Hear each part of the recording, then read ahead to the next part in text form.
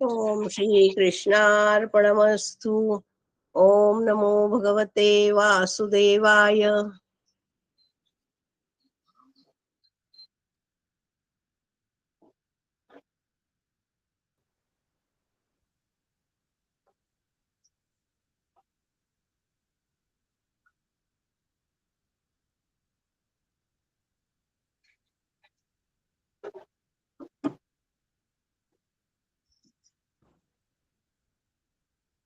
तीन मिनिटं आपण आधी सुरू करू, काही हरकत नाही.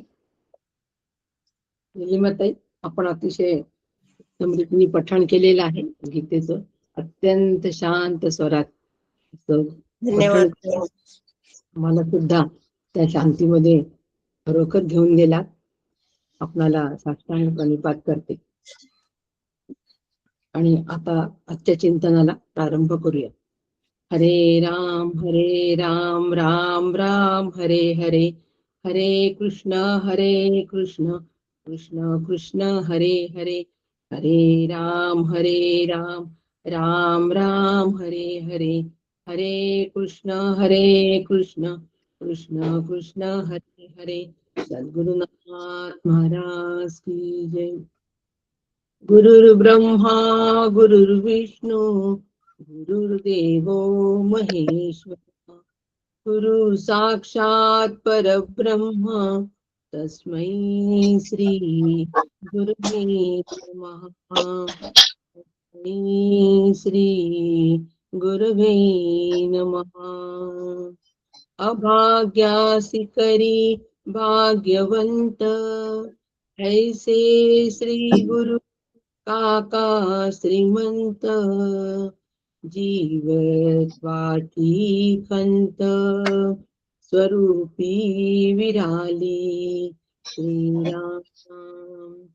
जीवना देण्या अर्थ सद्गुरु काका समर्थ, जीवत्वाचा अंत आत्मा रामी केला. श्रीराम श्रीराम. परमपूज्य श्री गुरु डॉक्टर काका यांना साष्टांग प्रणिपात करते. परमपूज्य मंदाताई यांना साष्टांग नमस्कार करते. परमादरणीय सुनील काकांना साष्टांग वंदन. आदरणीय नीलाताईंना साष्टांग नमस्कार. त्याचप्रमाणे आदरणीय निलमाताई ज्यांनी आज सुंदर शांत अशा स्वरामध्ये गीता पठण केलेलं आहे आणि आपल्या सगळ्यांना खरोखर त्या शांतीला प्राप्त करून दिलेलं आहे, त्या निलिमाताई त्यांना सुद्धा साष्टांग वंदन करते. आणि श्रोते, आपण जगदीशांची मूर्ती आहात, माझे प्रेरणास्थान म्हणून आपल्यालाही साष्टांग प्रणिपात करते. श्रोते, आपण जगदीश मूर्ती, श्रवणे बैसावे एकांती, स्थिर होईल माझी मती, आपणा कृपा प्रसादे पुनश्च एकदा आपणाला साष्टांग प्रणिपात. आणि आजच्या चिंतनाला प्रारंभ करतो. चिंतनाचा विषय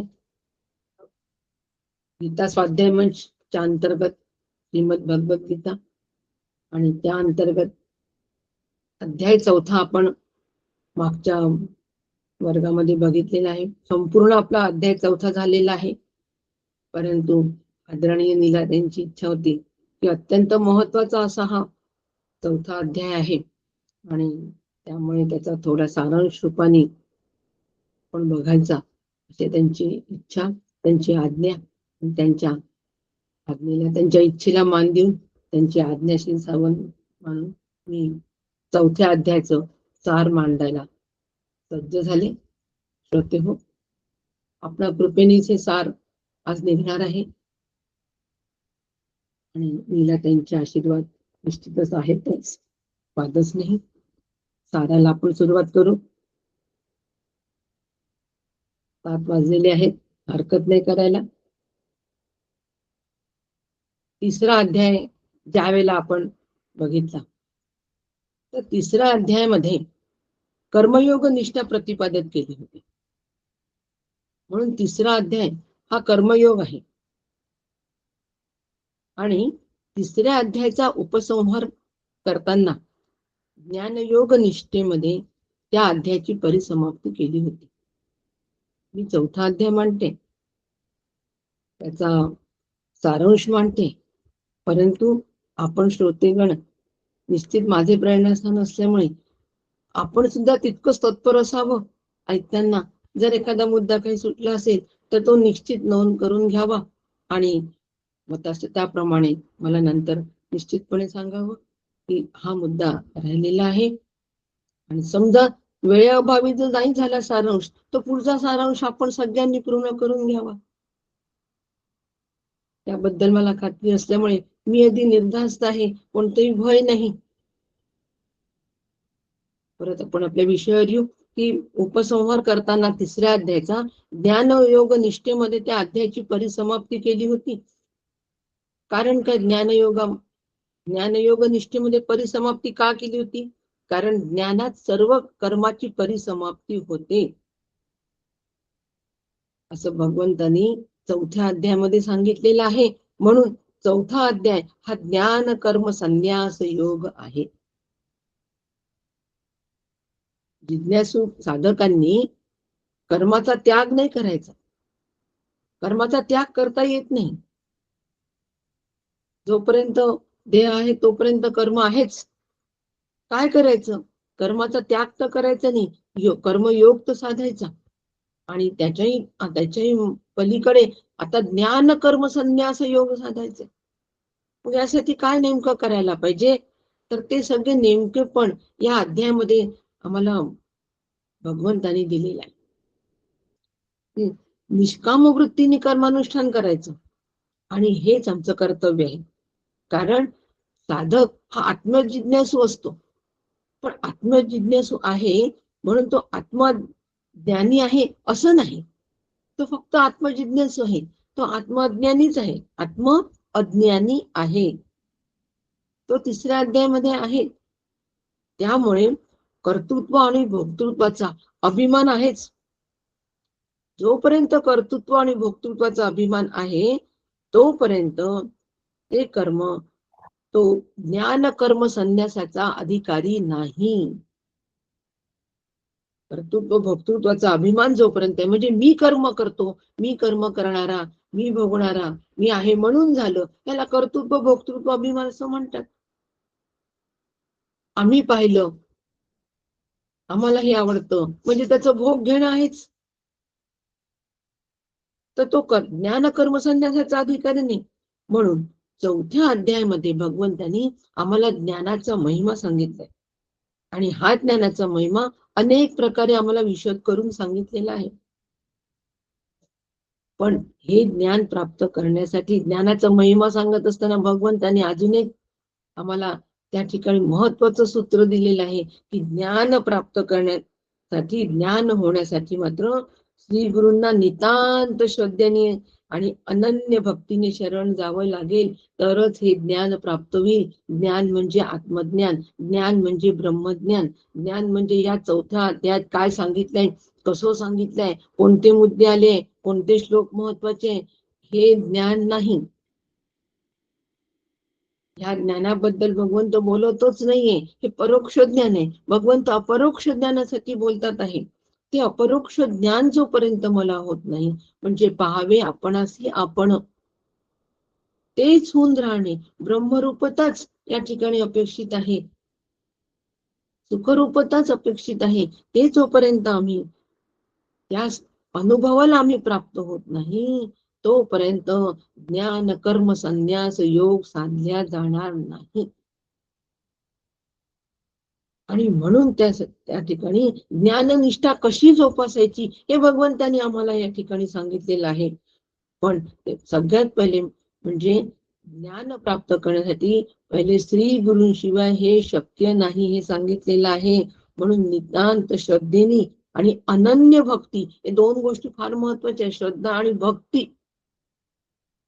यांनी श्री गुरूंना आम्हाला शरण जायचं आहे. कारण आम्हाला विषयाचं नश्वर पण लक्षात आलेलं आहे, विषयांचं नश्वर पण लक्षात आलेलं आहे आणि ब्रह्मरूपता तर हवी आहे. मग आता काय करावं प्रश्न पडतो की नाही. विषय सुख देऊ शकत नाही लक्षात आलेलं आहे. विषयामध्ये शाश्वत सुख नाही लक्षात आलंय आणि ब्रह्मरूपता तर हवी आहे. मग त्यासाठी काय करावे? नाथ म्हणतात, जाणून विषयांचे नश्वरपण, पावावया लागी ब्रह्मपूर्ण, सद्गुरुशी अनन्य शरण, रिगावे संपूर्ण श्रद्धायुक्त. नाथ महाराजांनी सांगितलंय आणि त्याप्रमाणे आम्ही अत्यंत श्रद्धेने श्री गुरूंना शरण जायचं. ज्ञाननिष्ठेसाठी, कोणत्याही माझा लौकिक भाग साधण्यासाठी नाही, अभ्युदयासाठी नाही, माझा प्रपंच दुरुस्त होण्यासाठी नाही. ते सगळ्या गोष्टी प्रारब्धानुसार आहेत. फक्त पावावया लागी ब्रह्मपूर्ण, मी संपूर्णपणे ब्रह्मरूप व्हावं, त्यासाठी श्री गुरूंना शरण जायचं आहे. हा सगळ्यात महत्वाचा उद्देश अनुग्रह ठेवताना घेताना शिष्यांनी ठेवावा. अनुग्रहकालीन शिष्यांनी हा मनामध्ये भाव घेऊनच अनुग्रह घ्यावा की मला काय व्हायचंय? आनंद रूप व्हायचंय, मला माझ्या मूळ स्वरूपाला प्राप्त व्हायचंय आणि ते श्री गुरूंशिवाय शक्य नाही. म्हणून श्री गुरूंना शरण जायचं आहे. म्हणून विविध निष्काम कर्माची विविध अंगे हा कर्मयोग आम्हाला उलगडून दाखवत आहे. साधकाने ज्ञान प्राप्ती होईपर्यंत कर्मत्याग न करता चित्तशुद्धी आणि निष्काम कर्मयोगाचं अनुष्ठान करावं. ज्ञाननिष्ठ पुरुषच सर्व कर्तव्यांमधून मुक्त होतो आणि कृतकृत्य होतो. तोच सर्व कर्म संन्यासाचा अधिकारी होतो. तो अधिकारी मला व्हायचा आहे. म्हणून या 4थ्या अध्यायाचा अभ्यास आणि सारांश रूपाने नेमकं मला काय करायचं हे सारांश मध्ये लक्षात येईल आणि सविस्तर मग आपण याचा अभ्यास करायचा. स्वाध्याय मंच त्याच्यासाठी हो. आपला स्वतःचा तो अध्याय तयार असायलाच पाहिजे. पाठ नसला तर चालेल, परंतु नेमकं त्याच्यामध्ये काय सांगितलेलं आहे ह्याबद्दल जरी आम्हाला सारांशाने माहित झालं तरी खूप होतो. सविस्तर माहित नसलं तरी चालतं. म्हणून सारांशाला फार महत्व आहे. म्हणून आता ही जे ज्ञाननिष्ठा मला प्राप्त करायची असेल तर यासाठी काही अटी सुद्धा भगवंतांनी सुरुवातीला आम्हाला सुरुवातीच्या श्लोकांमध्ये सांगितलेल्या आहे. या ज्ञाननिष्ठेच्या काय अटी आहे आणि तत्पूर्वी त्यांनी कर्मयोगाच्या ज्ञानाची परंपरा सुद्धा सांगितलेली आहे. की कर्मयोगाच्या ज्ञानाची कोणती परंपरा आहे? तर हा कर्मयोग जो आहे, भगवंत म्हणतात मी सूर्याला सांगितला, सूर्याने तो मनूला सांगितला, मनूने तो इक्ष्वाकुला सांगितला. असा परंपरेने चालत आलेला हा कर्मयोग आहे. का परंपरा सांगितली? परंपरेचं सामर्थ्य त्यामध्ये आहे, परंपरेचं बळ त्यामध्ये आहे. आणि आम्ही सामर्थ्यानिशी बळानिशी ती परंपरा स्वीकारून त्याचा अभ्यास करावा. त्या सामर्थ्यानिशी जर तो अभ्यास केला, त्या श्रद्धेने जर अभ्यास केला तर हा मला ज्ञान कर्म संन्यास योग व्यवस्थित समजणार आहे आणि ज्ञाननिष्ठा आमची जोपासल्या जाणार आहे. म्हणून भगवंत म्हणतात की मी तुला ही परंपरा सांगितली, हे मी आत्ताच तत्वज्ञान म्हणून सांगत नाहीये, परंपरेने आलेलं तत्वज्ञान मी तुला सांगतो आहे. म्हणून अनुग्रह घेताना आपण श्रीगुरु सांप्रदायिक आणि पारंपरिक कोणत्या परंपरेतले आहे, कोणत्या संप्रदायातले आहे असं म्हणून आपण अनुग्रह घेत असतो की नाही. म्हणजे त्या संप्रदायाची त्या परंपरेची सामर्थ्य, ते तत्वज्ञान, ती वैचारिक धारा त्यामध्ये आम्ही सहज येऊन जातो आणि आम्ही सहजगत्या स्वरूपापर्यंत पोहोचतो. खूप महत्वाचं आहे. अनुग्रह घेताना फार सतर्क राहावं. भाग्यवान आपण सगळे, आपण काकांचे अनुग्रहित आहोत. फार भाग्यवान आहे. आणि म्हणून हा ह्या कर्मयोगाच्या ज्ञानाची परंपरा भगवंतांनी इथे सांगितली आणि आम्हाला त्याच्यासाठी काही अटी पण भगवंतांनी दिलेल्या आहे की ज्ञाननिष्ठा जर सांभाळायची असेल तर कोणते अट आम्हाला सांभाळायला पाहिजे. असं थातूर मातूर साधन करून होईल का? हो, अजिबात होणार नाही. सटर फटर साधन आपण बघतोय कालपासून मांडुक्यामध्ये पाहतोय की सटर फटर साधन करून होणार नाही. आणि म्हणून ज्ञाननिष्ठेसाठी काही आपण अटी आपल्याला बघावी लागतील. काही ती जबाबदारी आम्हाला ओळखावी लागेल की नेमकी माझी जबाबदारी काय आहे. ज्ञाननिष्ठा प्राप्त करण्यासाठी काय माझी जबाबदारी आहे. तर सगळ्यात पहिले मोठी जबाबदारी आहे की मी एक तर भक्त असावं, नाहीतर मी सखा असावं. बस. सख्य भक्ती सुद्धा सख्य भक्ती सुद्धा चालेल, पण सख्य भक्ती करायला तितका अधिकार माझा आहे का हे मी बघावं. नाही तर सख्य भक्ती आम्ही म्हणतो श्री गुरुशी सख्यत्वाने राहतो आणि मग ते सख्यत्व न राहता ती मैत्री होते, मित्र होतात. मित्राचा दर्जा नाहीये, सख्यत्वाला फार उंचीवरचा सख्यत्व हा शब्द आहे हो. मित्र आणि सखा यात फार अंतर आहे. सखा ज्या वेळेला आपण म्हणतो त्यावेळेला आंतरिक जवळीक असते, आंतरिक ऐक्य असतं, तो सखा आहे. म्हणून प्राण सखा. प्राणमित्र नाही म्हणत कोणी. कृष्णाला प्राण सखा म्हणायच्या गोपी प्राणमित्र नाही म्हटलेलं, प्राण सखा आहे. आणि म्हणून आम्ही एक तर सखा असावं किंवा आम्ही भक्त असावं, म्हणजे ज्ञाननिष्ठा ज्ञानयोग मला श्री गुरूंकडून छान कळेल. सगळ्या प्रकारच्या मोहापासून मी दूर राहिलो पाहिजे. मोह कोणता असतो? मी माझे हा अभिमान, त्याची मोहाचे लक्षण. नाथ महाराज म्हणतात संत आपल्या मदतीला धावून येतात हो. मोह, संपत्तीचा मोह, घरादाराचा मोह. आपण ज्ञाननिष्ठा बघतोय, ज्ञाननिष्ठेच्या सापेक्ष मोह मला बघायचा आहे. आता यांना फुटकळ मोह मला म्हणता आलं पाहिजे.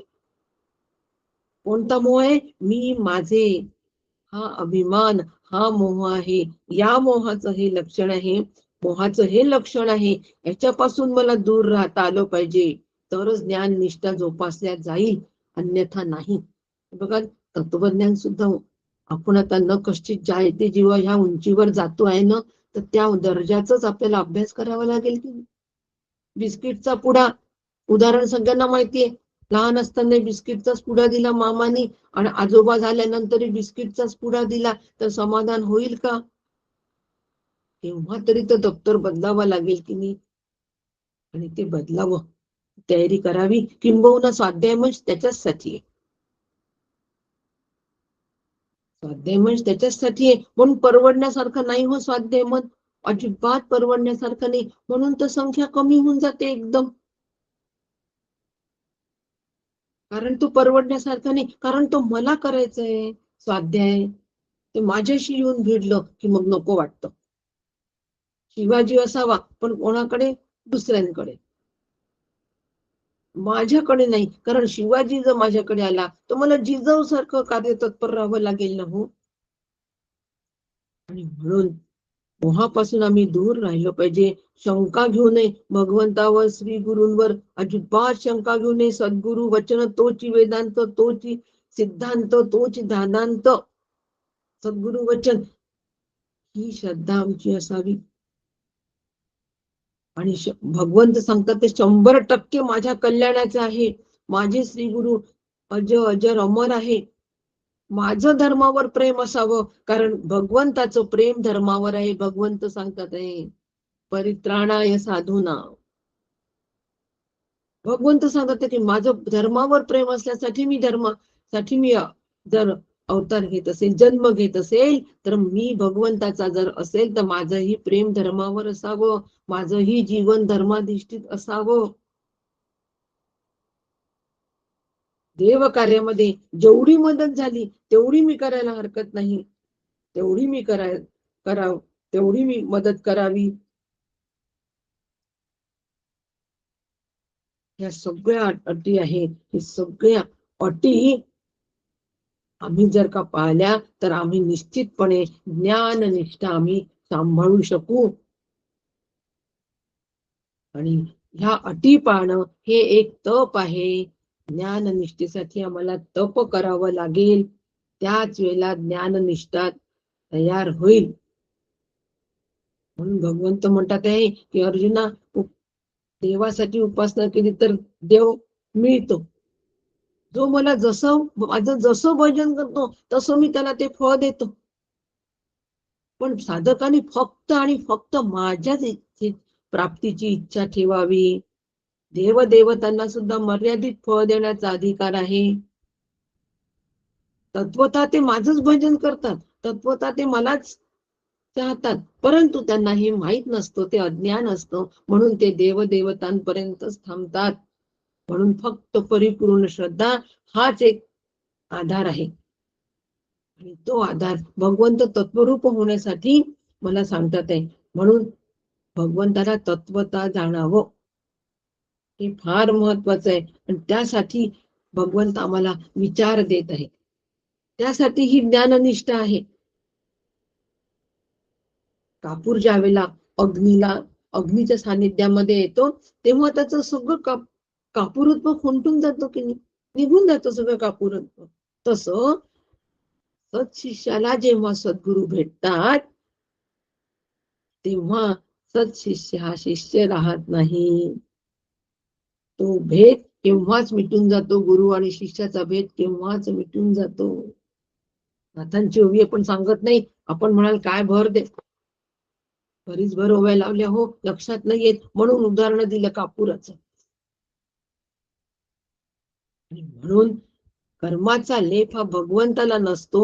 आणि मी जर भगवंताचा झालो, मी जर भगवंताला तत्वता जाणलं, तर मला सुद्धा कर्माचा लेप लागणार नाही. मी अकर्ता या भूमिकेमध्ये राहीन. म्हणून कर्म जसं करायचं तसंच करावं लागेल, ते नीटच करावं लागेल. करविता ईश्वर आहे असा भाव ठेवून प्रत्येक कर्म त्याला अर्पण करावं लागेल. आणि त्याचं कर्तृत्व स्वतःकडे न देता ईश्वराकडे कर्तृत्व द्यावं आणि स्वतः अकर्ता या भूमिकेमध्ये असावं.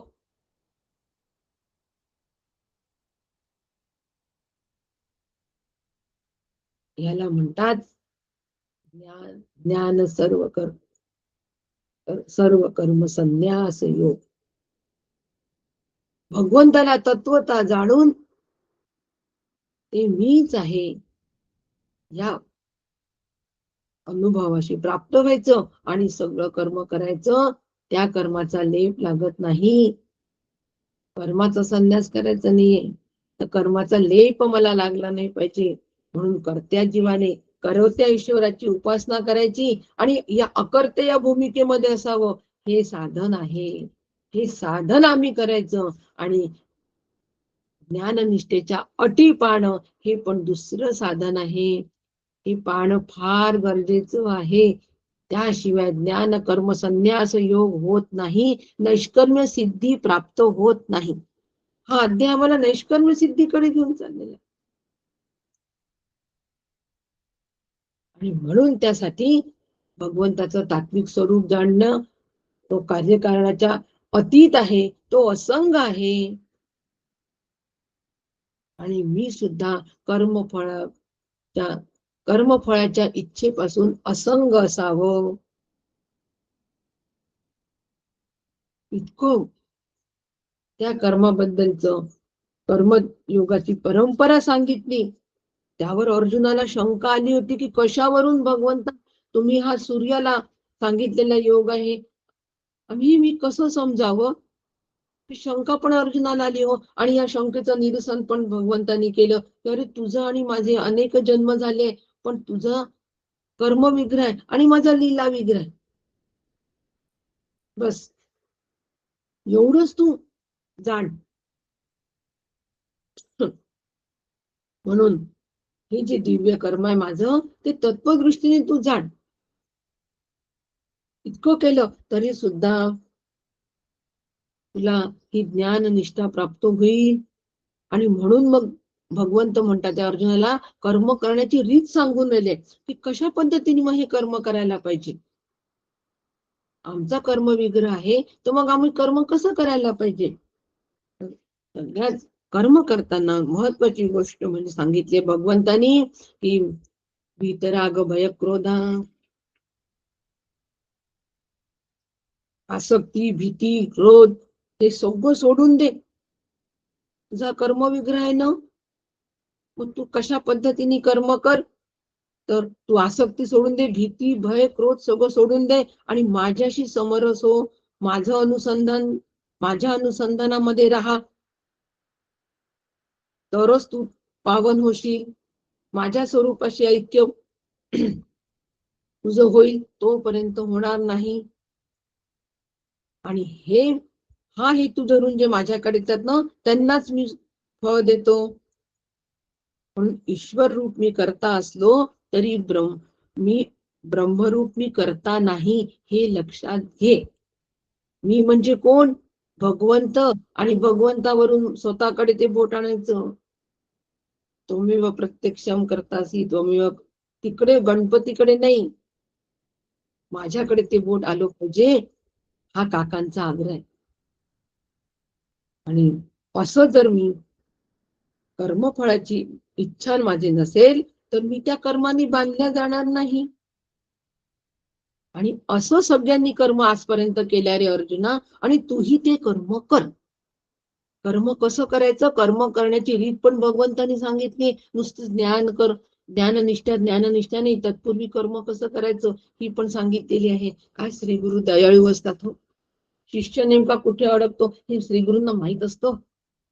आणि सगळ्या बारकाव्यानिशी श्री गुरु सांगत असतात. तेवढं बारीक आम्ही त्यांचं सूक्ष्म बुद्धीने ऐकलं पाहिजे. ती सूक्ष्म बुद्धी आमच्या जवळ नसते, आम्ही स्थूल बुद्धीने ऐकतो. आणि स्थूल बुद्धीने ऐकल्यामुळे मग काय होतं, आम्ही श्री गुरूंनी सांगितलेलं तेच तसंच तेवढंच करायला कमी पडतो. ते करतो तेवढंच करतो, तसंच करत नाही. कसं? भगवान या ठिकाणी भगवंतांनी सांगितले, काय सांगितले? ते सांगितलंय तसंच सांगितलंय, तेवढंच करायला सांगितलंय. हे 3 शब्द लक्षात ठेवा. मग भगवंतांनी सांगितलेलं साधन सांगते. कोणतं साधन भगवंतांनी सांगितलेलं इथे? की भगवान श्रीकृष्ण म्हणजे माझे श्री गुरु हे सुखरूप आहे, ही श्रद्धा ठेवून मी त्यांच्याशी समरस व्हावं. आणि सुरुवातीला त्या समरसतेचं साधन त्यांच्याशी श्री गुरूंशी समरस होण्यासाठी त्यांच्या सगुण रूपाचं अनुसंधान करावं. फार महत्वाचा मुद्दा आहे हो. काकांनी दिलेलं साधन आहे, फार महत्वाचं आहे. ते तेवढंच आणि तसंच. परत सांगते की माझे श्री गुरु प्रत्यक्ष ब्रह्मरूप आहेत आणि ब्रह्मरूप आहे म्हणून मला त्यांच्याशी समरस व्हायचंय, म्हणजे एकरूप व्हायचं आहे. आणि ह्या एकरूप होण्याचं सुरुवातीचं जर साधन कोणतं असेल तर त्यांचं सगुण रूप हे अनुसंधान, त्यांच्या सगुण रूपाचं अनुसंधान करायचं. म्हणजे माझे श्री गुरु जे सांगतात ते तसंच्या तसंच मी ऐकायचं. त्यांच्या सगुण रूपाचं अनुसंधान करायचं. आता सगुण रूपाचं अनुसंधान करता करता त्यांच्याकडून निर्गुण रूपाचं परोक्ष ज्ञान संपादन करण्यासाठी प्रयत्न करायचे, संपादन करण्यासाठी तप करायचं. श्री गुरूंकडे जाऊन त्यांच्या सगुण रूपाचं अनुसंधान करून निर्गुण रूपाचं परोक्ष ज्ञान म्हणजे ब्रह्मस्वरूपाचं परोक्ष ज्ञान संपादन करण्यासाठी तप करायचं.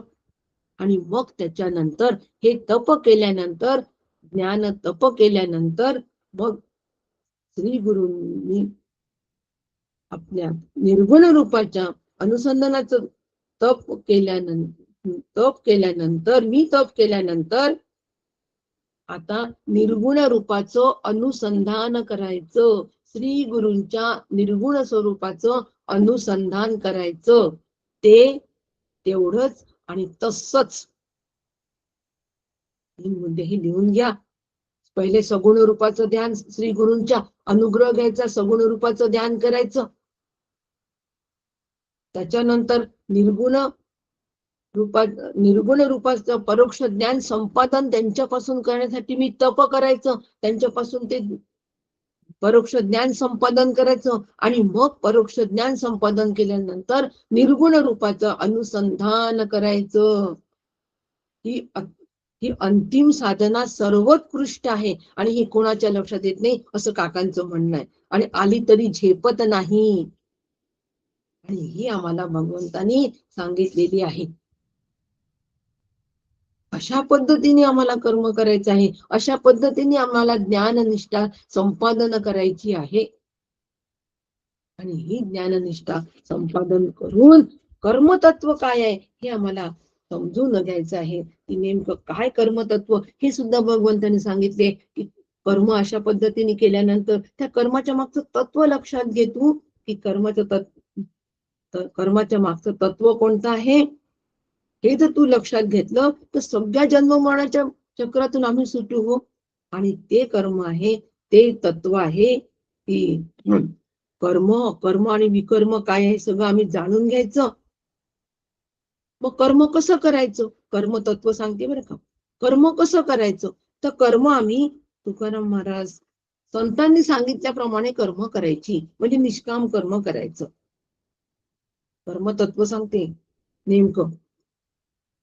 तुकाराम महाराज समर्थ माऊली यांनी जे सांगितलेले आहे, संतांनी सांगितल्याप्रमाणे आम्ही निष्काम कर्म करायचं.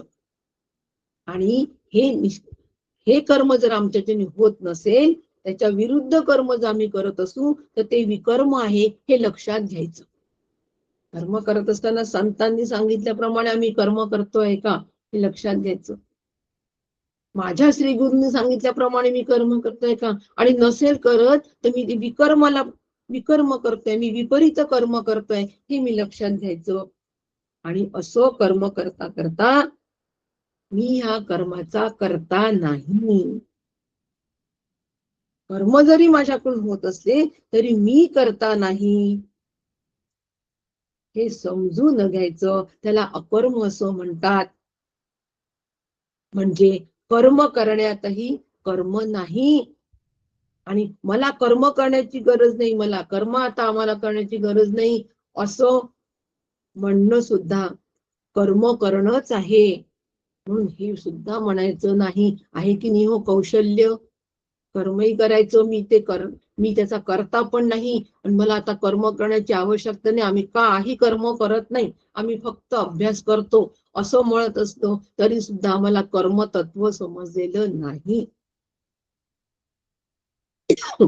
आणि हे कर्मतत्व जो समजतो तोच सगळ्यात बुद्धिमान आहे आणि तोच साम्य योगी आहे. भगवंतांनी अशा काही सूत्र सांगून ठेवलेत आणि ते सूत्र जर आम्ही हाताशी पकडलं तर आम्हाला हा कर्मयोग नीट समजणार आहे. आणि म्हणून कर्म करत असताना आम्ही अकर्म वृत्तीने राहायचं आहे. म्हणजे कर्म करणारा मी कोणीही नाही. आणि ते कर्म करूनही ते न केल्यासारखं होतं. आणि असं कर्म जो करतो ना तो सांख्य कर्मयोगी होतो. भगवंत म्हणतात नुसता कर्मयोगी नाही, सांख्य कर्मयोगी. कारण कर्म करणारा मी नाही, मी अकर्ता आहे. मी अकर्ता आहे या भूमिकेमध्ये जेव्हा आम्ही येतो तेव्हा सांख्य कर्मयोगी होतो. फार बारीक मुद्दा आहे, लक्षात घ्या. आणि मग या सांख्य कर्मयोगाची काय लक्षण आहे तर ते भगवंतांनी आम्हाला सांगितलेले आहे. म्हणून नैष्कर्म्य बुद्धीनेच आम्ही कर्म केली पाहिजे तेव्हा सांख्य कर्मयोगी. आणि ह्या सांख्य कर्मयोगीमध्ये सगळ्यात महत्वाचं जर लक्षण कोणतं लक्षण असेल कर्मयोगाचं लक्षण की आपली सगळी कर्म आरंभलेली सगळी कर्म जी आहे ती इच्छा सोडून केलेली असतात. यस्य सर्व समारंभा काम संकल्प वर्जिता. सूत्र लक्षात घ्यायचंय. सगळी फळांची इच्छा सोडून त्यांनी ती कर्म केलेली असतात म्हणून लोक त्यांना पंडित म्हणतात. मग कर्मफळांची त्यांनी इच्छा सोडल्यामुळे काय होतं? कर्म करायचंय पण त्यांची कर्मफळाची इच्छा आम्हाला सोडायची. आम्ही लहानसं कर्म करतो आणि लगेच अपेक्षा करतो की आम्हाला पण याचं फळ मिळेल. दुसऱ्यांना मदत केली की लगेच तो पण मला मदत करेन. हा, ही लगेच तिथे अपेक्षा बारीकशी असते हो, लक्षात पण नाही येत. म्हणून कर्मफळाची अपेक्षा सोडायची आसक्ती जेव्हा आम्ही सोडू तेव्हा आम्ही नित्य तृप्त होऊ. त्याच वेळेला आम्ही नित्य तृप्त होऊ. आणि असं नित्य तृप्त जो असतो तो कोणाच्याही आश्रयावर राहत नाही. त्याला कोणाचाही आश्रय नको असतो. इच्छा तृप्त होण्यासाठी, कामना तृप्त होण्यासाठी आम्हाला अवलंबून राहावं लागतो, विषयावर अवलंबून राहावं लागतो. तो विषय ज्याच्या माध्यमातून येतो त्या माध्यमावर अवलंबून राहावा लागतो, त्याचा आश्रय घ्यावा लागतो. आईस्क्रीम खायची इच्छा झाली तर आईस्क्रीमचं दुकान उघड असल्याशिवाय आम्ही आईस्क्रीमची इच्छा पूर्ण करू शकणार नाही. म्हणजे आम्ही आईस्क्रीमच्या इच्छेसाठी त्या आईस्क्रीम पार्लरवर आम्ही राहिलो की नाही हो अवलंबून. ते बंदच आहे आज. काय करावं? ऑनलाईन पण येत नाही, ब्लिंकिट वर पण येत नाही. म्हणजे त्याच्यावर अवलंबून राहिलो. इच्छा आहे पण एवढा पैसा नाही, म्हणून ती इच्छा पूर्ण होत नाही. पैशावर अवलंबून राहिलो. केवढे आमचे आश्रय असतात बघा. पण आम्ही नित्य तृप्त जर असू तर आम्ही कोणत्याही आश्रयावर राहणार नाही. आम्ही निराश्रय राहू. कोणाच्याही आश्रयाला आम्ही राहणार नाही. आणि असं आम्ही जर कर्म करत असू तर कोणतीही आशा शिल्लक नाही. चित्त व बुद्धी आमची स्वाधीन राहील. आणि सगळ्या संग्रहाचा आम्ही जर त्याग करत असू तर आम्ही कर्म करून सुद्धा अकर्ता असतो. आणि मग आम्हाला त्या ठिकाणी कोणतंही पाप लागणार नाही. कोणत्याही कर्माचा लेपच लागणार नाही. पुण्याची लेप लागणार नाही तर पापाचही लागणार नाही. साधी गोष्ट आहे. सांख्य कर्मयोगी कर्म असं करतो. हे कर्म कौशल्य आहे. ही कर्म कौशल्य मला शिकायला पाहिजे. म्हणून आम्ही त्यांची लक्षणं अभ्यास करतोय हो. ती आमची साधनं व्हायला पाहिजे. ती साधनं व्हायला पाहिजे म्हणून त्यांच्या लक्षणांचा अभ्यास. म्हणून एकदा संकल्प आमचे विवर्जित झाले, म्हणजे संकल्प लोपले की त्यामागे हे सगळं येणार आहे. जीवा ब्रह्मत्व आहे, संकल्प लोपी. म्हणून संकल्पच आधी, संकल्पाचाच लोप झाला पाहिजे आमच्या. आणि अशा पद्धतीने मग कोणतेही पाप लागणार नाही. कोणतेही जेव्हा पाप लागणार नाही म्हणजे पुण्यही होणार नाही, पापही लागणार नाही. आणि मग मात्र असा हा जो सांख्ययोगी असतो ना तो कसा असतो? यदृच्छा लाभ संतुष्टो. बस भगवंताच्या इच्छेने जे होईल त्याच्यात तो त्याचा संतोष असतो, तो संतुष्ट असतो. प्रारब्धाने जे मिळेल त्यामध्ये तो संतुष्ट असतो. आणि सुख दुःखाच्या द्वंद्वापासून तो पूर्ण मुक्त असतो आणि मत्सर रहित असतो. यश आणि अपयश याबद्दल त्याची समबुद्धी असते. आणि असा ज्ञानी कर्म करूनही तो कृत्वापि न निबध्यते. तो बांधला जात नाही. निबध्यते, तो बांधल्या जात नाही. कोणत्याही कर्माने तो बांधल्या जात नाही.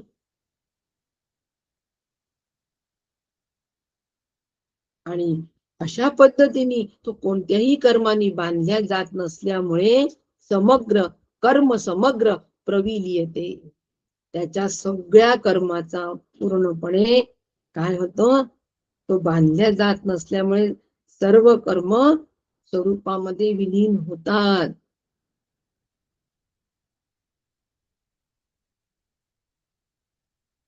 त्या कर्माचा लेप त्याला लागत नाही. असा हा समबुद्धी कर्मयोगी जो आहे हा कोणत्याही कर्माने बांधल्या जात नाही. मग त्यांनी केलेलं जे कर्म असतो ते कसं असतं? ती सगळी कर्म ब्रह्मरूप असतात. तो त्याचा जो कर्मयज्ञ असतो तो कसा असतो? तो ब्रह्मयज्ञ होतो. तो ब्रह्मयज्ञ होतो. ब्रह्मार्पण, ब्रह्म हवी. असा तो सगळा त्याचा कर्माचा तो यज्ञ हा ब्रह्म यज्ञ असतो. सगळी कर्म स्वतःविषयीची ब्रह्मबुद्धी करून ब्रह्मरूप अग्नीमध्ये ब्रह्मरूप हवी द्रव्य ब्रह्मार्पण करण्यासाठी तो हवन करतो आणि तो ब्रह्मनिष्ठ होऊन ब्रह्मरूप होतो. इथपर्यंत मला यायचं आहे.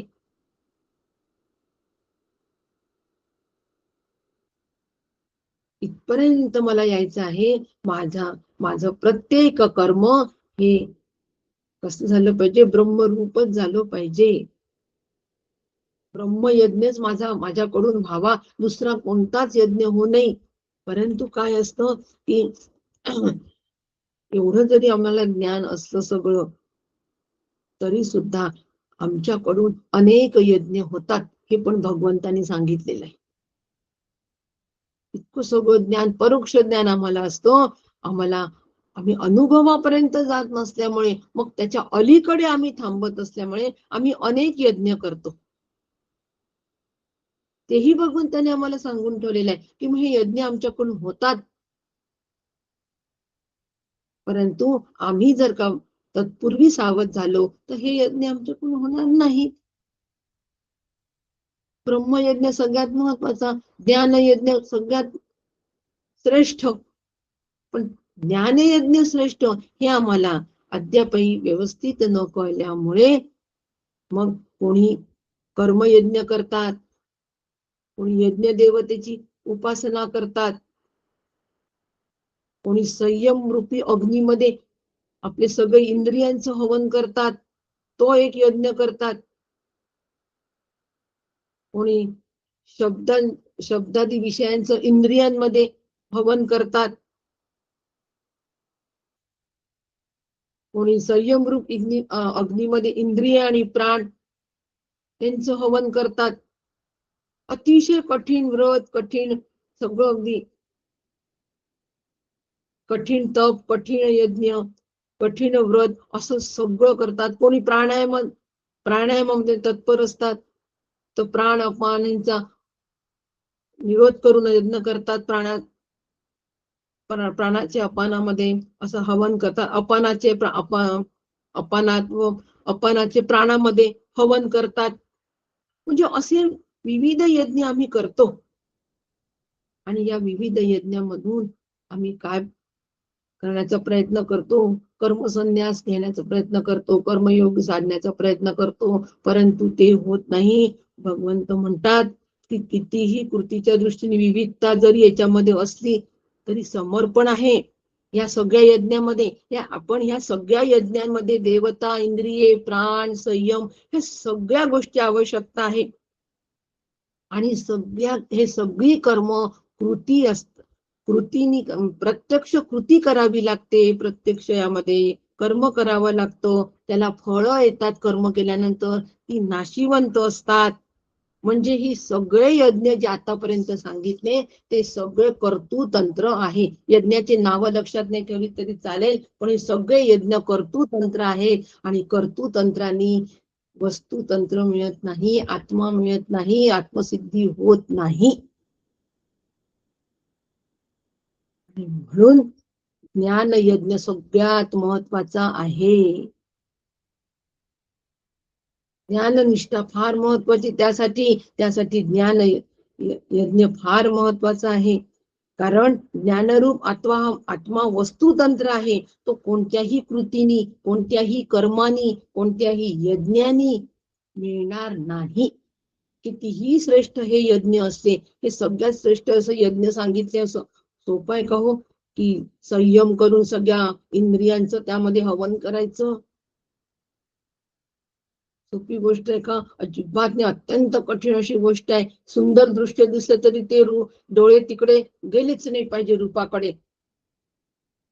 योगी इंद्रिये कोंडती, भक्त लावी भगवत भक्ती. योगी इंद्रिय कोंडती, योगी लोक इंद्रियांना कोणतात, त्यांचं दमन करतात. कठीण गोष्ट आहे, परंतु त्यांनी आत्मा मिळणार नाही. ज्ञानरूप आत्मा हा फक्त ज्ञाननिष्ठेनी, ज्ञान तपानीच मिळेल. म्हणून आम्ही हे लक्षात घ्यायचं आणि ज्ञान यज्ञ करायचं. हे लक्षात घेऊन आम्ही ज्ञान यज्ञ करायचा. हो, परंतप म्हटलंय ज्ञान यज्ञाला, श्रेष्ठ तप असं म्हटलंय ज्ञान यज्ञाला. म्हणून द्रव्याने होणाऱ्या यज्ञापेक्षा ज्ञान यज्ञ हा श्रेष्ठ आहे, हे भगवंत आम्हाला सांगतात आहे. हे सगळे जे द्रव्य आहे, हे यज्ञ आहे, हे साधन असल्याशिवाय पूर्ण होत नाही. हे सगळे कर्मजन्य आहेत यज्ञ, अज्ञानातून निर्माण होतात. अज्ञान कोणतं? काहीतरी केल्याने काहीतरी मिळेल. आणि ह्या यज्ञामध्ये द्वैत बुद्धी आहे सगळ्या यज्ञामध्ये. म्हणून ह्या सगळ्या यज्ञाचं फळ एकच आहे, अनित्य नाशवान फळ, स्वर्ग प्राप्ती एवढंच फळ आहे. या यज्ञापासून आम्हाला स्वर्ग नको, आम्हाला मोक्ष हवाय, आम्हाला मुक्ती हवी आहे. शिणे पुण्ये मर्त्य लोक विशंती. सगळे परत आम्ही संसार वर्धनाला हे सगळे कारण होणार आहे. म्हणून सगळ्यांमध्ये ज्ञान यज्ञ श्रेष्ठ आहे. आणि ज्ञान यज्ञ म्हणजे काय? मनाचे मनपण गेले. हो, मनाचा मनपणा जातो, मनाचा संकल्प विकल्प जे आहे ते पण जातात, आणि बोलाचा बोलकेपणा पण बंद होतो. आणि त्याच्यामध्ये ब्रह्म प्रत्यक्ष सापडल्यासारखे दिसते. म्हणजे आम्ही ब्रह्म स्वरूपाला प्राप्त होतो. तो ज्ञान यज्ञ आहे, त्याला ज्ञान यज्ञ असं म्हणतात. माऊलीची उभी हो, मनाचे मनपण गेले, बोलाची बोलपण गेले. ओवीने उद्धृत केली, ओवी लक्षात नाही राहणार, पण ओवीने पटकन कळतं. आणि म्हणून अशा या ज्ञान यज्ञानी आमचे दारिद्र्य, विवेकाचे दारिद्र्य पण संपते, विवेकाची हाव पण बंद पडते. मला विवेक करायचंय, मला विवेक करायचंय, मी विवेकी आहे, मी विवेकी आहे, ही विवेकाची हाव आहे. असा तो परमश्रेष्ठ यज्ञ आहे. आणि त्या परमश्रेष्ठ यज्ञ करणं, त्यासाठी आम्ही काय करावं? मग आता हा यज्ञ करायला तर आम्हाला भगवंतानी सांगितलंय, पण त्याच्यासाठी काय करावं? परत भगवंताने आम्हाला तिथे उपाय सांगितलाय. हे हा यज्ञ करण्यासाठी यज्ञवेदी, यज्ञ संस्था नाही, तद्विधी प्रणिपातेन परिप्रश्नेन सेवया.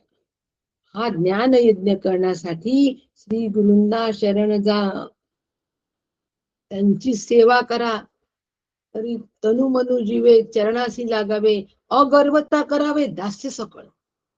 बस, अगर्वता करावी. मी करतो, मी करतो, मी सेवा करतो, मी श्री गुरूंचा ऐकतो, हे गर्व आहे.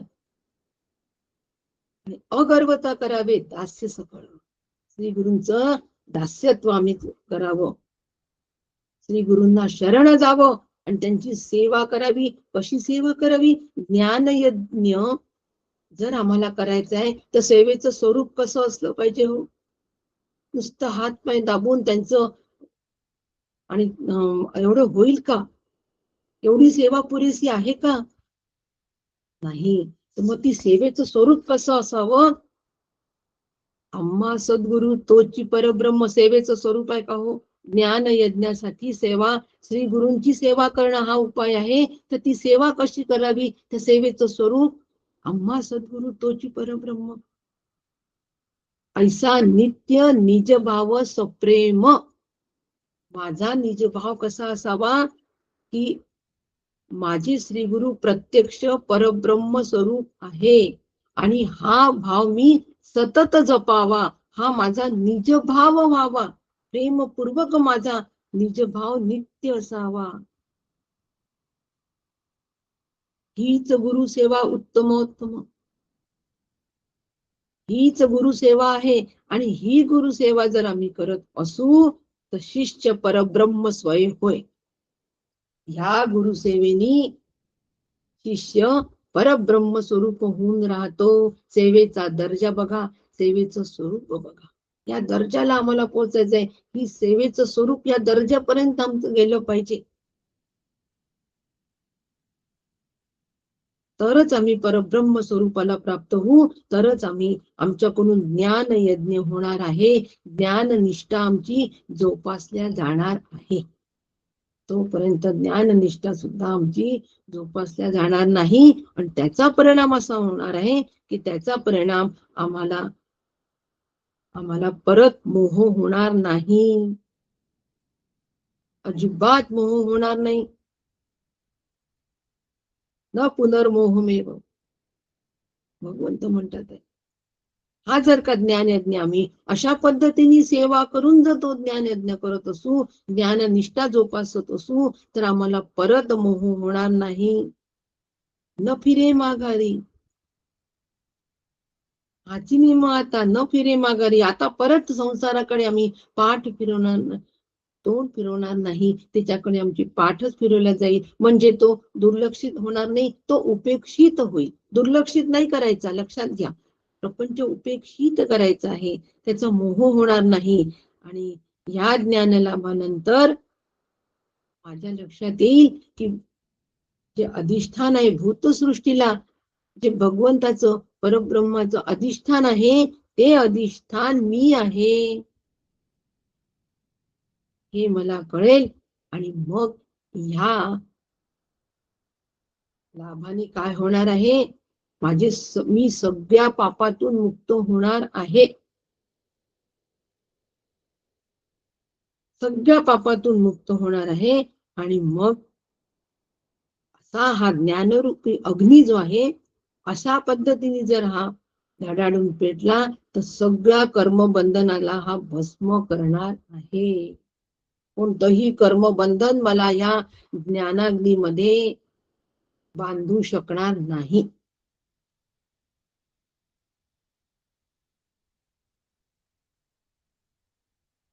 अशा पद्धतीने आम्ही आत्मानुभवासाठी श्री गुरूंना शरण जायचंय, त्यांची सेवा करायची आहे, त्यांना आत्म्याबद्दलचेच प्रश्न विचारायचे आहे. आणि तेच होऊन राहायचं आहे ज्ञान तप, ज्ञान यज्ञ, ज्ञान निष्ठा. ही ज्ञान निष्ठा आहे, हे ज्ञान तप आहे. आणि असं ज्ञान तप माझ्याकडून व्हावं, हा ज्ञान यज्ञ माझ्याकडून व्हावा. ह्या ज्ञान यज्ञामध्ये सर्व कर्म कसे होतात, समाप्त होतात. जशा सर्व प्रकारच्या नद्या ह्या समुद्रामध्ये समाप्त होतात ना. नदी वाहते, आपल्या उगमापासून वाहत असते, तिचं अस्तित्व वेगळं असतं. कुठपर्यंत अस्तित्व असतं त्या नदीला, समुद्राला मिळेपर्यंत अस्तित्व वेगळं असतं. एकदा ती समुद्राला मिळाली, समुद्राशी ऐक्य झालं की त्या समुद्रामध्ये तिचं नामरूपात्मक भेद संपतो नदीचा. ओळखतो का नर्मदा कोणती, गंगा कोणती, लक्षात येतो का? समुद्राच्या तिथे गेल्यानंतर अजिबात नाही, कारण त्यांनी आपलं अस्तित्व सगळं विलीन करून दिलं असतं समुद्रामध्ये. नामरूपात्मक भेद संपलेला असतो, त्या समुद्रमयच होतात.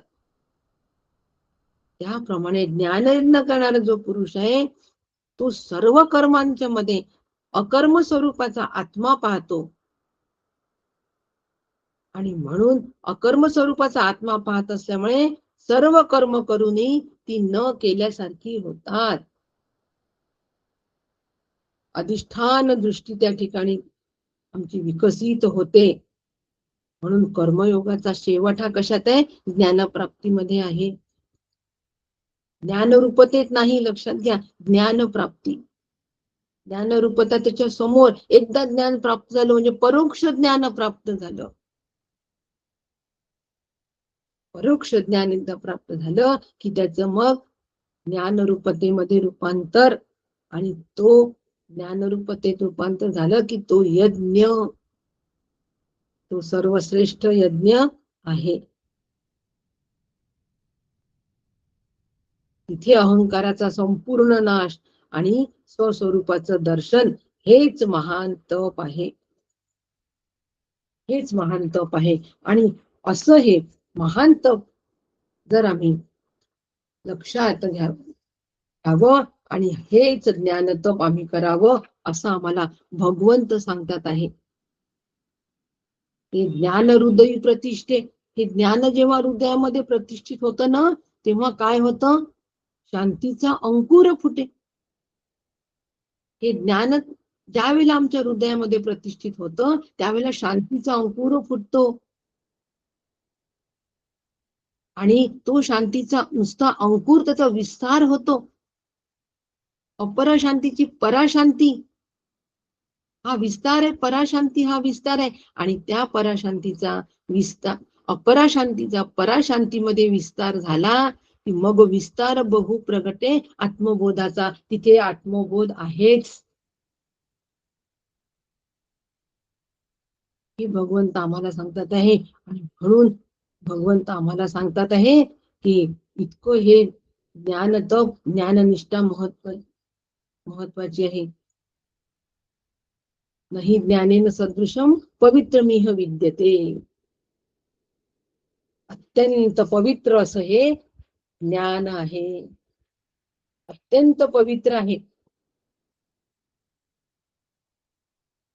या पवित्र ज्ञानानेच आम्हाला आत्मबोध होणार आहे. आम्ही अनेक गोष्टींना पवित्र म्हणतो, परंतु पवित्रचा अर्थ पावन करणं आहे. आणि पावन फक्त एकाच गोष्टीमुळे जीव होतो, तो म्हणजे आत्मज्ञानाचा लाभ.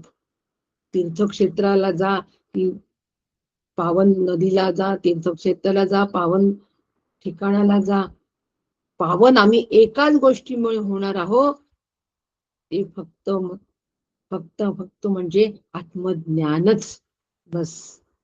आणि तेही सुद्धा श्री गुरूंचं झाल्याशिवाय आम्हाला ते प्राप्त होणार नाही. कारण ब्रह्म जरी सर्वांचं प्रकाशक आहे, तरी श्री गुरु तयांचंही प्रकाशक आहे. म्हणजे ब्रह्माचे प्रकाशक श्री गुरु आहे. श्री गुरूंमुळे आम्हाला ब्रह्म कळलं. हो, ब्रह्माने जरी सगळ्यांना प्रकाशित केलं असेल, त्याच्या अधिष्ठानावर जरी सगळं असेल, तरी ते ब्रह्म मी आहे हे आम्हाला श्री गुरूंमुळे कळलं. म्हणून सद्गुरु तयांचा प्रकाशक आहे. आणि म्हणून या गुरूंशिवाय दुसरं पावन काहीच नाही. नाही आणिक पूज्य ते, एक गुरुहून अधिक नाही आणिक पूज्य ते. हे ज्ञान आम्ही, हा भाव आमचा असावा, म्हणजे मग सहज आम्ही त्या पवित्र तत्वाला सहज जाऊन पोहोचतो. पण त्या पवित्र तत्वाला, त्या ज्ञानापर्यंत जाण्यासाठी फक्त श्रद्धा आणि श्रद्धाच आमच्याजवळ पाहिजे. श्रद्धावान लभते ज्ञानम. श्रद्धा असल्याशिवाय ते ज्ञान आम्ही निश्चितपणे ज्ञानरूप होऊ शकत नाही. आणि त्या शांतीला आम्ही प्राप्त होऊ शकत नाही. ते ज्ञान आमच्या हृदयामध्ये प्रतिष्ठित होऊ शकत नाही श्रद्धा असल्याशिवाय. इथे संशय नको, अजिबात संशय नको. मनामध्ये जर काही संशय असतील, मनात जर काही शंका असतील, तर ताबडतोब श्री गुरूंना आम्ही विचारून त्या शंका दूर करावा, ते संशय दूर करावे.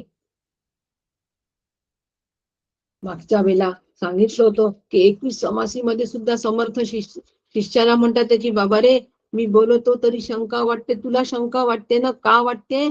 कारण काळजी तुझा आधार न तुटे. तुझा आधार तुटलेला नाहीये. कशाचा? देहबुद्धीचा आधार तुटला नाही, म्हणून तुला शंका आहे. शंका येण्याचं कारण तुझा देहाचा तुला वाटणारा आधार, देहबुद्धीचा वाटणारा आधार, यामुळे तुला शंका येते. म्हणून त्या श्रद्धेनिशी तू हे सगळं स्वीकारत नाहीये, म्हणून तुला शंका येते. ती शंका आधी तू बाजूला कर, तेव्हाच तुझं आत्मकल्याण होईल. आणि आत्मकल्याणम एव कर्तव्यम. आत्मकल्याण हेच खरं जीवनाचं कर्तव्य आहे. बाकी काहीही कर्तव्य नाही. मंदाताईंचं उदाहरण, मंदाताईंनी सांगितलेलं उदाहरण सगळ्यांना माहितीये.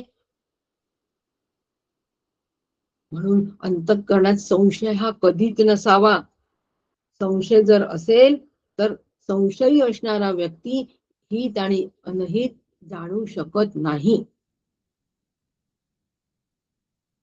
हित आणि अनहित तो जाणू शकत नाही. आणि त्यांनी त्याच्या अंतःकरणात जर संशय असेल तर तो हे ज्ञान यज्ञ सुद्धा ज्ञान तप करू शकणार नाही. म्हणून संशयात्मा विनश्यती, सगळा विनाश होतो, सगळा विनाश होतो. संशय असेल तर, श्रद्धा नसेल आणि संशय नसेल, सगळा विनाश होतो. म्हणून विषय सुखाने जर आम्ही रंगत असू, ज्ञानाने जर आम्ही माजत असू, आम्ही ज्ञानी, आम्ही ज्ञानयोगाचा अभ्यास करतो, आम्ही वेदांताचा अभ्यास करतो, आम्ही उपनिषदांचा अभ्यास करतो, आमच्यासारखं कोणीच श्रेष्ठ नाही असं जर आम्ही म्हणत असू, तर आम्ही संशयाच्या स्वाधीन झालेलो आहे ही त्याची खूणगाठ पक्की लक्षात घ्या. याबद्दल संशय नाही, माऊली म्हणते. मी नाही म्हणत बरं, आपला अधिकार नाही म्हणायचा हो.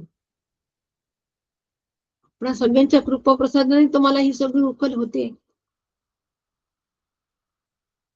आपण एका तत्वावर स्थिर आहात म्हणून तुम्ही स्थिर तत्वाबद्दल सांगू शकते. माऊली म्हणते की जर आम्ही विषयामध्ये रंगत असू, ज्ञानाने जर आम्ही माजत असू, तर आम्ही संशयाने पछाडला गेलो आहे ही त्याची खूणगाठ लक्षात ठेवा. आणि संशयी माणूस खरे खोटे अनुकूल प्रतिकूल हित अनहित काहीच जाणत नाही. जसा जन्मांध असतो हा रात्र आणि भेद जाणत नाही, त्याचप्रमाणे आम्ही संशयात पडलो की काहीही जाणत नाही, आम्हाला काहीही पटत नाही. म्हणून समर्थ म्हणतात की जीवा वाऊगे संशय तो त्याजावा. समर्थांनी म्हटलं उगीच कारण नसताना वाऊगा म्हणजे कारण नसताना येणारा संशय हो. कारण काहीच नाही, संशय येतो कारण आम्ही देहाचा आधार धरलाय ना, म्हणून आम्हाला संशय येतो. देहबुद्धी घट्ट आहे म्हणून संशय.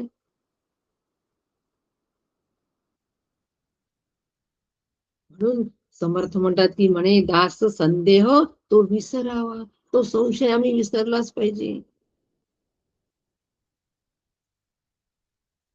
आणि असं जेव्हा आम्ही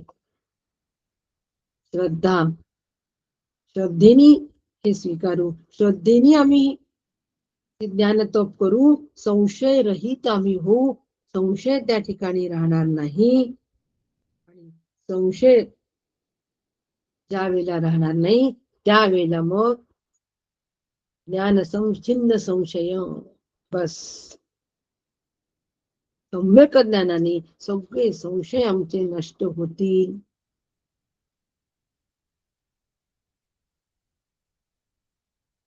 आणि हे सगळे संशय हे झाले की मग त्या ठिकाणी ते ज्ञान आमच्या तिथे प्रतिष्ठित होईल. आणि असं ज्ञान प्रतिष्ठित करून आम्ही साम्ययुक्त कर्मयोगाचा स्वीकार करायचा आहे आणि कर्तव्याला सिद्ध व्हायचं आहे. हे ज्ञान कर्म संन्यास योग आम्हाला सांगतोय. असं ज्ञान प्राप्त करायचं आणि मग कर्म करून कर्मयोग करून कर्तव्याला सिद्ध व्हायचं आहे. असा चौथा अध्याय आम्हाला सांगतोय हो. आणि अशा ह्या ज्ञान कर्म संन्यास योगाला आपण सगळे प्राप्त होऊ. अभ्यास करून स्वाध्याय मंचच्या माध्यमातून आपण सगळेजण अभ्यास करू आणि या ज्ञान कर्म संन्यास योगाला निश्चितपणे प्राप्त होऊ अशी भगवंताच्या श्री गुरूंच्या चरणी प्रार्थना करते.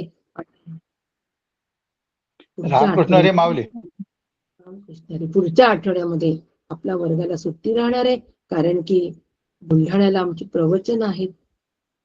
माझं पण पूर्वारंभ या प्रकरणावर समर्थांच्या पूर्वारंभावर प्रवचन सकाळी आणि संध्याकाळी काकांचं हनुमंत अशा पद्धतीचा विषय आहे. दोन्ही विषय फार सुंदर आहे. एक सकाळी रामदासांचा विषय आणि संध्याकाळी दास हनुमंत असा विषय आहे. आणि त्याच्यामुळे पुढच्या आठवड्यामध्ये आपण सगळ्या गोष्टीला सुट्टी देणार आहोत. पुढच्या स्वाध्याय मंचात 5व्या अध्यायाला सुरुवात करू. इथे थांबते. रामकृष्ण हरी. रामकृष्ण हरी. खूप छान झाला आज. काकू नमस्कार. काकू हे बुलढाण्याचे जे प्रवचन आहेत प्रवचन ते आम्हाला कसे ऐकायला मिळतील? माझा असा प्रश्न आहे. माझा एक प्रश्न आहे की बुलढाण्याचे प्रवचन आम्हाला कसे ऐकायला मिळतील? रामकृष्ण रेकॉर्ड करून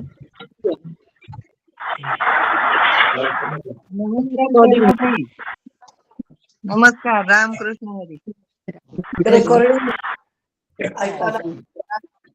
निश्चित. हा प्रियताई नमस्कार. रामकृष्ण हरी. फोन करा प्रियताई. रामकृष्ण रामकृष्ण हरी वहिनी. रामकृष्ण हरी.